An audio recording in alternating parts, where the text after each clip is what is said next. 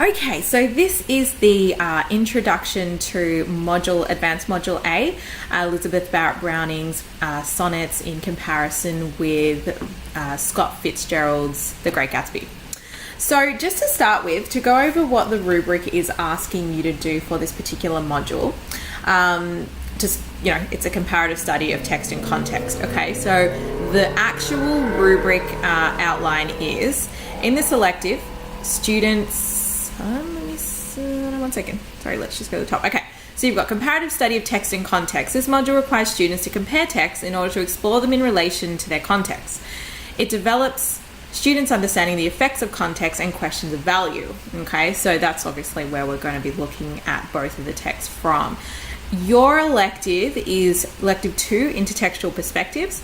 In this elective, students compare the content and perspectives in a pair of texts in order to develop their understanding of the effects of context, purpose, and audience on the shaping of meaning. Through exploring and comparing perspectives offered by a pair of texts, students examine the ways in which particular social, cultural, and historical contexts can influence the composer's choice of language forms and features, and the ideas, values, and attitudes conveyed in each text. In their responding and composing, students consider how the treatment of similar content in a pair of texts can heighten our understanding of the values, significance, and context of each text. A couple of words repeated there. Okay, so just to break it down here, firstly, intertextual is looking at the fact that you've got two texts sort of usually using each other, but you don't actually have The Great Gatsby using Barrett Browning's sonnets. We can just see that there are perspectives that are very similar between the two, okay? So the two main things you're looking at for this is you're looking at the differences between the texts and the similarities between them. Okay, so going with the differences to start with, just because they're a little bit easier to detect just straight off the bat. The differences are you've got one text that is composed in the 19th century and the other text that is composed in the early 20th century. Okay, so that's the first and I guess most prominent difference between the two texts. The second one is then also going to be I think with something like text type, let's say you were doing a novel to a film, that would be really indicative of context because you obviously didn't have film when, before that was invented. So what you want to consider is the way that the text was written. And look, I mean, really the context is the main thing that you're looking at in terms of the differences, okay? So we'll go into each individual context. And then the second thing that you're going to go into are the similarities between the two texts. Okay, so look, just like all the other modules that you're going to be doing, there's always going to be a key focus on the human nature and the human condition. Okay, so they're always going to be like the fundamental similarities that go between texts, and not like they're used in the same way, because obviously within different contexts value different traits or aspects of the human condition, but fundamentally you still are always going to have similar ones in the different contexts. They'll just be looked at or valued in a different way, okay, which is exactly what we'll see between these two particular texts. Okay, so some of the similarities that we're going to be looking at, a really common one is we're going to be looking at love, okay, love and relationships. So that's a really prominent theme between the two texts. And then you've also got an idea of, I guess, the rejection of a particular context. Okay, so both texts actually very much reject the values or attitudes of their respective eras. And then demonstrate a value of something else. Okay, so it actually ends up being love that doesn't really, there isn't much value for that in the context that are actually that the texts are written in. Okay, so that's really the main thing that we're going with, and we'll kind of plot that out as we go through each sort of perspective paragraph. Okay, so that's pretty much it in a nutshell, and at the end of the day, all you're really proving is that despite the different contexts in which texts were composed, they often share similarities in relation to, values or aspects of the human nature and human condition. Okay, and therefore can, be valued in different time periods. Okay. Okay, cool. So I'm going to go into Elizabeth Barrett Browning and look at something that you should obviously go in and do a little bit more research on as well, but just wanted to give you a bit of an overview on that. So to start with, she wrote her sonnets during the Victorian era. So a couple of things to consider here. The first one is that the Victorian era was a largely patriarchal society. Okay, so basically that means that it was male dominated, and women had an oppressed, you could say, status in society. Okay, so they were just generally confined to the domestic sphere. Obviously didn't work, didn't vote, were expected to sort of be obedient and so on.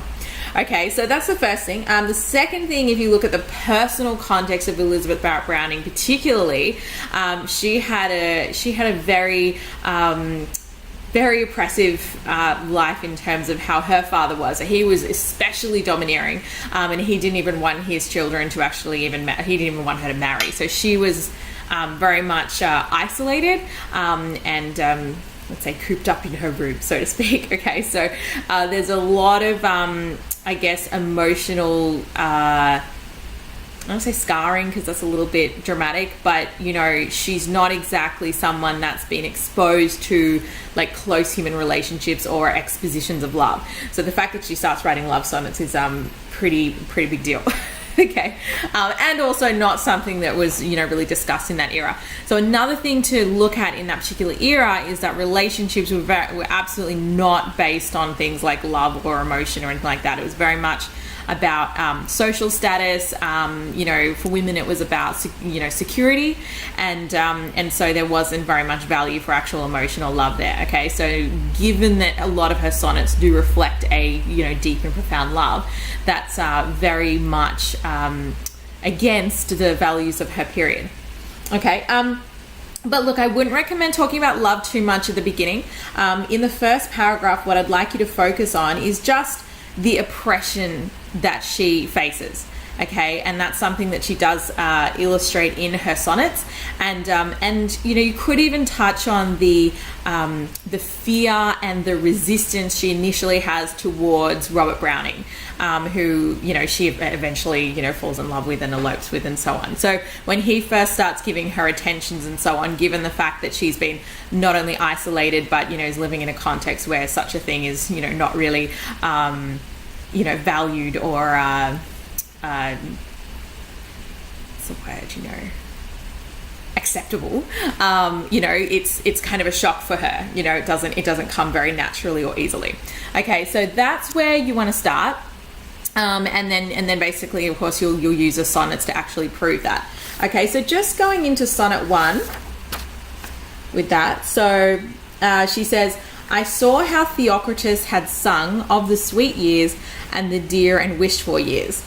Okay, so Theocritus was a Greek poet, and he was known for his pastoral poetry. So essentially, it's sort of a classical allusion where she's looking maybe to the ancients for guidance, or whatever. But either way, there's this real nostalgia for something that she's never really had. Okay, so had sung for the sweet years, the dear and wished for years. Okay, which she hasn't really had so far in her life. Okay, who each one in a gracious hand appears to bear a gift for mortals old or young, and as I missed it in his antique tongue, I saw in gradual vision through my tears. Okay, so you start getting a sense of her own pain and suffering of her own life. Through my tears, the sweet, sad years, the melancholy years. So melancholy is like depressed. And those of my own life, who by turns had flung a shadow across me. Okay, so you can see that her life has been full of sad and melancholy years. And then have a look at that, where that metaphor is used there. So flung a shadow across me. Okay, so it's quite a violent, sort of flung, and then the shadow is, of course, going to be darkness, and something quite haunting, I would say. Straight away, I was ware, so weeping, how a mystic shape did move behind me, and drew me backward by the hair, and a voice said in mastery, while I strove, So just going to stop there for a second. So there's a really like sort of dramatic, even violent image there about being, you know, drawn backward by the hair, and you sort of start thinking, oh, well, given her, her personal situation, perhaps this is, you know, an allusion towards her father or something like that. But either way, there's something that's really dominating her, and a voice said in mastery while I strove, guess now who holds thee? Death, I said, but there the silver answer rang, not death but love.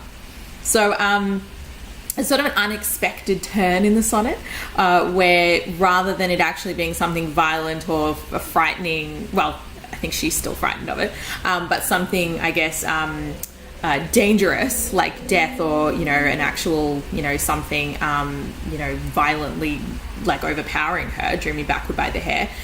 In fact, it actually ends up being love. So you do see that in her first experience of love, or that in those initial stages, it's really, I mean, you can imagine, it's quite terrifying, right? So, and that's really, you know, like it is really showing the kind of fearful or nature of their initial love, you know, so much so that she kind of almost fears it just as much as death. Okay, so it's really foreign, it's really unacceptable, not only like really in her society, but especially, you know, for her father.